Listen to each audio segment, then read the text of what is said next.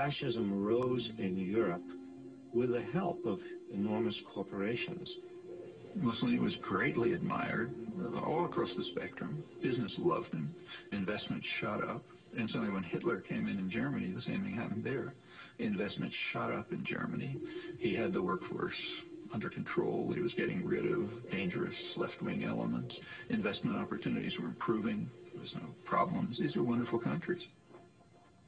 I think one of the greatest untold stories of the 20th century is the collusion between corporations, especially in America, and Nazi Germany. First, in terms of how the corporations from America helped to essentially rebuild Germany and support the early Nazi regime, and then, when the war broke out, figured out a way to keep everything going. So General Motors was able to keep Opel going, Ford was able to keep their thing going, and companies like Coca-Cola, they couldn't keep the Coca-Cola going, so what they did was they invented Fanta Orange for the Germans. And that's how Coke was able to keep their profits coming in to Coca-Cola. So when you drink Fanta Orange, that's the Nazi drink. That was created so that Coke could continue making money while millions of people died. When Hitler came to power in 1933, his goal was to dismantle and destroy the Jewish community. This was an enterprise so fast that it required the resources of a computer. But in 1933, there was no computer. What there was the IBM punch card system, which controlled and stored information based upon the holes that were punched in various rows and columns. Naturally, there was no off-the-shelf software as there is today. Each application was custom designed, and an engineer had to personally configure it. Millions of people of all religions and nationalities and characteristics went through the concentration camp system. That's an extraordinary traffic management program that required an IBM system in every railroad direction and an IBM system in every concentration camp.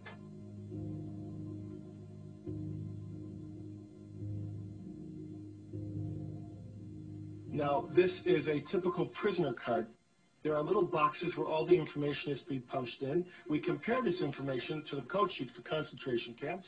And here you see Auschwitz is 1, Buchenwald 2, Dachau is 3. Now, what kinds of prisoners were they? They could be a Jehovah's Witness for 2, a homosexual for 3, communist for 6, or a Jew would be 8. Now, what was their status? 1 was released, 2 was transferred, 4 was executed, 5 was suicide, and 6. Code 6. Sonderbehandlung, special treatment, meant the gas chamber or sometimes a bullet. They would punch that number in, the material was tabulated, the machines were set, and of course the punch cards, by the millions, had to be printed, and they were printed exclusively by IBM, and the profits were recovered just after the war. I really do believe that that particular accusation has been fairly discredited as a serious accusation. That is, the fact that they have used equipment, that is a fact. But how they got it, how much cooperation they got, and any kind of collusion trying to connect dots that are not connected, I think that's the part that is discredited. IBM would, of course, say that it had no control over its German subsidiary. But here on October 9th of 1941, a letter is being written directly to Thomas J. Watson with all sorts of detail about the activities of the German subsidiary. None of these machines were sold. They were all leased by IBM, and they had to be serviced on site once a month, even if that was at a concentration camp such as Dachau, Buchenwald. This is a typical contract with IBM and the Third Reich, which was instituted in 1942. It's not with the Dutch subsidiary. It's not with the German subsidiary. It is with the IBM Corporation in New York.